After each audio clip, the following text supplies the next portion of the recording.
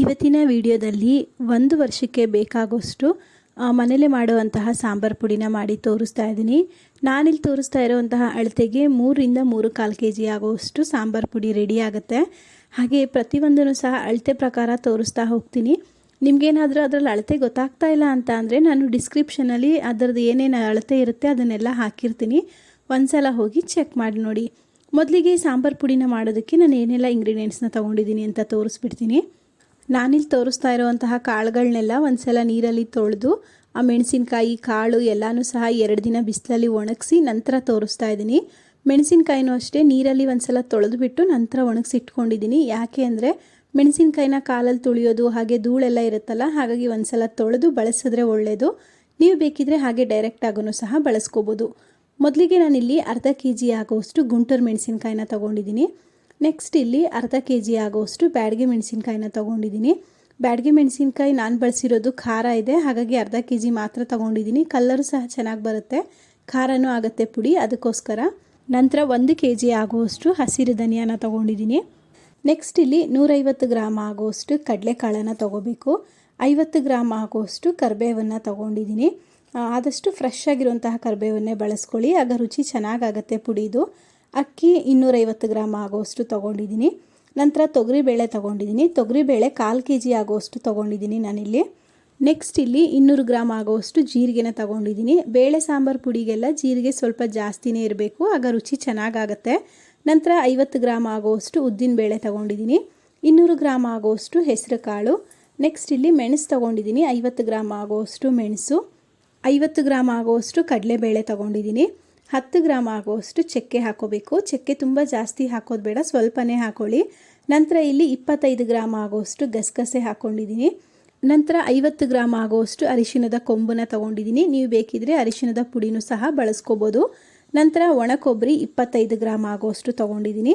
ಸಾಸಿವೆ 25 ಗ್ರಾಮ್ ಆಗುವಷ್ಟು, ಮೆಂತ್ಯ 25 ಗ್ರಾಮ್ ಆಗುವಷ್ಟು, ಇನ್ನು ಇಂಗು 10 ಗ್ರಾಮ್ ಆಗುವಷ್ಟು ತೊಗೊಂಡಿದ್ದೀನಿ. ನಾನಿಲ್ಲಿ LG ಇಂಗನ್ನು ತೊಗೊಂಡಿದ್ದೀನಿ. ನಾವು ಯಾವುದೇ ಸಾಂಬಾರು ಪುಡಿ ಮಾಡಿದ್ರೂ LG ಇಂಗನ್ನು ಬಳಸಿದ್ರೆ ಪುಡಿ ಚೆನ್ನಾಗಾಗುತ್ತೆ, ಹಾಗಾಗಿ 10 ಗ್ರಾಮ್ ಆಗುವಷ್ಟು LG ಇಂಗನ್ನು ತೊಗೊಂಡಿದ್ದೀನಿ.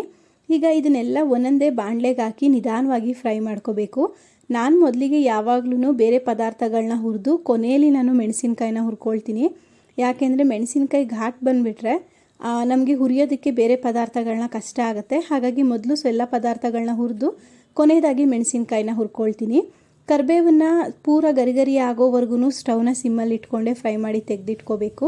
ಪ್ರತಿಯೊಂದು ಪದಾರ್ಥಗಳನ್ನೂ ಸಹ ಸ್ಟವ್ನ ಕಡಿಮೆ ಉರಿಲೇ ಇಟ್ಟು ಫ್ರೈ ಮಾಡ್ಕೊಳ್ಳಿ. ಆಗ ನಾವು ಹುರಿಯುವಂತಹ ಪದಾರ್ಥಗಳು ಸಹ ಗರಿಗರಿಯಾಗುತ್ತೆ, ಚೆನ್ನಾಗಿ ಫ್ರೈ ಆಗುತ್ತೆ. ಜೊತೆಗೆ ನಾವು 1 ವರ್ಷ ಇಟ್ಟರೂ ಸಹ ಹುಳ ಬರಲ್ಲ. ಕೆಲವರು ಯಾವುದೇ ಪದಾರ್ಥಗಳನ್ನ ಹುರಿದೆ ಹಾಗೆ ಪುಡಿ ಮಾಡಿಸ್ಬಿಡ್ತಾರೆ. ಆಗ ನಮ್ಗೆ ಏನಾಗುತ್ತೆ ಅಂದರೆ ಪೌಡ್ರು 1-2-3 ತಿಂಗಳು ಆದಮೇಲೆ ನಿಧಾನವಾಗಿ ಹುಳ ಬರೋದಕ್ಕೆ ಸ್ಟಾರ್ಟ್ ಆಗುತ್ತೆ. ಹಾಗಾಗಿ ಪ್ರತಿ ಪದಾರ್ಥಗಳನ್ನೂ ನಿಧಾನವಾಗಿ ಹುರಿದು ಒಂದು ಎಲ್ಲವನ್ನು ಮಿಕ್ಸ್ ಮಾಡಿಕೊಂಡು ಪಾತ್ರೆಗೆ ಹಾಕೋಬೇಕು. ನಾನಿವಾಗ ತೋರಿಸ್ತಾ ಇರುವಂತಹ ಈ ಸಾಂಬಾರು ಪುಡಿ ಬಂದು ಬೇಳೆ ಸಾಂಬಾರಿಗೆ ಅಥವಾ ಯಾವುದಾದ್ರೂ ಗೊಜ್ಜುಗಳಿಗೆ ನಾವು ಬಳಸ್ಕೋಬೋದು. ಇನ್ನು ಚಿಕನ್ ಮತ್ತು ಮಟನ್ ಸಾಂಬಾರನ್ನ ಮಾಡೋದಾದರೆ ಅದಕ್ಕೆ ಸಪ್ರೇಟಾಗಿ ಒಂದು ಪೌಡರ್ನ ಮಾಡ್ಕೊಳ್ತೀವಿ. ಆ ಪೌಡರ್ನ ಯಾವ ರೀತಿ ಮಾಡೋದು ಅಂತ ಆಲ್ರೆಡಿ ನಾನು ವಿಡಿಯೋ ಅಪ್ಲೋಡ್ ಮಾಡಿದ್ದೀನಿ, ಒಂದ್ಸಲ ಹೋಗಿ ಚೆಕ್ ಮಾಡಿ ನೋಡಿ. ಇಲ್ಲ ಅಂತಂದರೆ ಸ್ಕ್ರೀನ್ ಮೇಲೆ ಬರ್ತಾ ಇರೋಂತಹ ಐ ಬಟನ್ನ ಕ್ಲಿಕ್ ಮಾಡಿ. ಕೆಲವೊಬ್ಬರು ಸಾಂಬಾರು ಪುಡಿಗೆ ತೊಗರಿಬೇಳೆ ಮತ್ತು ಅಕ್ಕಿನ ಸೇರಿಸೋದಿಲ್ಲ. ಅಕ್ಕಿ ಮತ್ತು ತೊಗರಿ ಬೇಳೆಗಳನ್ನ ಸೇರಿಸೋದ್ರಿಂದ ಸಾಂಬಾರು ಪರಿಮಳನೂ ಚೆನ್ನಾಗಿ ಬರುತ್ತೆ, ಹಾಗೆ ರುಚಿನೂ ಚೆನ್ನಾಗಾಗುತ್ತೆ. ಜೊತೆಗೇನೆಂದರೆ ನಮಗೆ ಸಾಂಬಾರು ಸಹ ಗಟ್ಟಿಯಾಗಿ ಬರುತ್ತೆ. ಹಾಗಾಗಿ ನಾನಿಲ್ಲಿ ತೊಗರಿಬೇಳೆ ಮತ್ತು ಒಣ ಕೊಬ್ಬರಿ, ಅಕ್ಕಿ ಇದಿಷ್ಟನ್ನು ಸಹ ಸೇರಿಸ್ಕೊಂಡಿದ್ದೀನಿ. ನಮ್ಮನೇಲಿ ಖಾರ ಮೀಡಿಯಮ್ ಆಗೇ ತಿನ್ನೋದು, ಹಾಗಾಗಿ ನಾನು 2 ರೀತಿ ಮೆಣಸಿನಕಾಯಿನ ಮಾತ್ರ ಉಪಯೋಗಿಸ್ಕೊಂಡಿದ್ದೀನಿ. ನೀವೇನಾದರೂ ಖಾರ ಜಾಸ್ತಿ ತಿಂತೀನಿ ಅನ್ನೋರಾದರೆ ಇನ್ನೂ 1/4 kg ಆಗೋಷ್ಟು ಮಣ್ಣು ಮೆಣಸಿನಕಾಯಿ ಅಥವಾ ಖಾರ ಮೆಣಸಿನಕಾಯಿ ಅಂತ ಕರೀತಾರಲ್ಲ, ಚಿಕ್ಕದಾಗಿರುತ್ತೆ ನೋಡಿ, ಅದನ್ನು ಬಳಸ್ಕೋಬೋದು.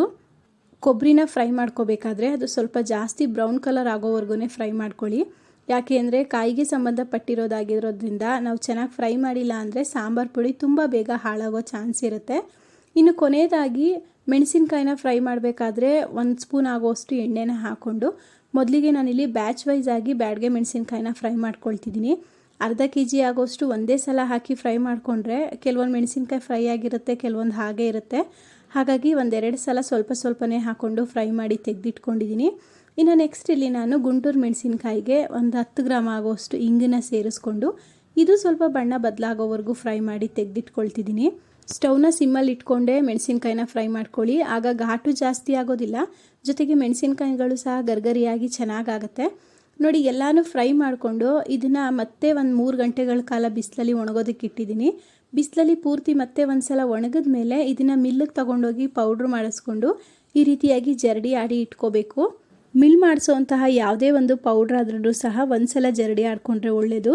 ಯಾಕೆಂದರೆ ಕೆಲವೊಂದು ಸಲ ಮಿಷಿನ್ ಆಯಿಲೆಲ್ಲ ಉಂಡೆಗಟ್ಕೊಂಡು ಹಸೀಟಲ್ಲಿ ಅಥವಾ ಈ ರೀತಿ ಪೌಡ್ರಲ್ಲಿ ಮಿಕ್ಸ್ ಆಗಿ ಬಂದಿರುತ್ತೆ. ಕೆಲವೊಂದು ಸಲ ಚಿಕ್ಕದು ಸ್ಕ್ರೂಗಳು ಸಹ ಬಂದುಬಿಟ್ಟಿರುತ್ತೆ. ಹಾಗಾಗಿ ಒಂದು ಸಲ ಜರಡಿ ಆಡಿಕೊಂಡು ಒಂದು ಬಾಕ್ಸ್ಗೆ ಹಾಕಿ ಸ್ಟೋರ್ ಮಾಡ್ಕೊಬೋದು. ನಾನಿಲ್ಲಿ ನಾನ್ ವೆಜ್ಗೆ ಬಳಸುವಂತಹ ಸಾಂಬಾರು ಪುಡಿ ಹಾಗೆ ಬೇಳೆ ಸಾಂಬಾರಿಗೆ ಬಳಸುವಂತಹ ಸಾಂಬಾರು ಪುಡಿ ಎರಡೂ ಮಾಡಿಸಿರೋದ್ರಿಂದ ಎರಡು ಕನ್ಫ್ಯೂಸ್ ಆದರೆ ಗೊತ್ತಾಗಲ್ಲ ಅಂತ ಬೇಳೆ ಸಾಂಬಾರು ಪುಡಿಗೆ ಸ್ವಲ್ಪ ಕರಿಬೇವನ್ನ ಮಿಕ್ಸ್ ಮಾಡಿ ಇಟ್ಕೊಳ್ತೀನಿ. ನೋಡಿ, ನಾನು ನಿಮಗೆ ತೋರಿಸ್ತಾ ಇದ್ದೀನಿ. ತೂಕ ಮಾಡಿನೂ ಸಹ 2 kg 615 ಗ್ರಾಮ್ ಇದೆ. 115 ಗ್ರಾಮ್ ಆ ಬಾಕ್ಸ್ ಅಂತ ಹೋದ್ರೂ 2 kg 600 ಗ್ರಾಮ್ ಸಿಗುತ್ತೆ. ಜೊತೆಗೆ ಪಕ್ಕದಲ್ಲಿ ನಾನು ಚಿಕ್ಕ ಬಾಕ್ಸ್ಗೆ ಹಾಕಿಟ್ಟಿದ್ದೀನಲ್ಲ, ಸೊ ಅದೆರಡೂ ಸೇರಿ ನಮಗೆ ಟೋಟಲ್ ಆಗಿ 3ರಿಂದ 3.25 kg ಆಗುವಷ್ಟು ಬೇಳೆ ಸಾಂಬಾರು ಪುಡಿ ರೆಡಿ ಆಗುತ್ತೆ. ನೋಡಿದ್ರಿ ಅಲ್ವಾ ಸಾಂಬಾರು ಪುಡಿನ ಮನೇಲೇ ಹೇಗೆ ಮಾಡೋದಂತ. ಈ ವಿಡಿಯೋ ನಿಮಗೆ ಇಷ್ಟ ಆಗಿದ್ರೆ ಒಂದು ಲೈಕ್ ಮಾಡಿ, ಹಾಗೆ ಮತ್ತಷ್ಟು ಈಸಿ ರೆಸಿಪಿಗಾಗಿ ನನ್ನ ಚಾನಲ್ನ ಸಬ್ಸ್ಕ್ರೈಬ್ ಮಾಡ್ಕೊಳ್ಳಿ. ನಾಳೆ ಮತ್ತೆ ಸಿಗೋಣ. Thank you.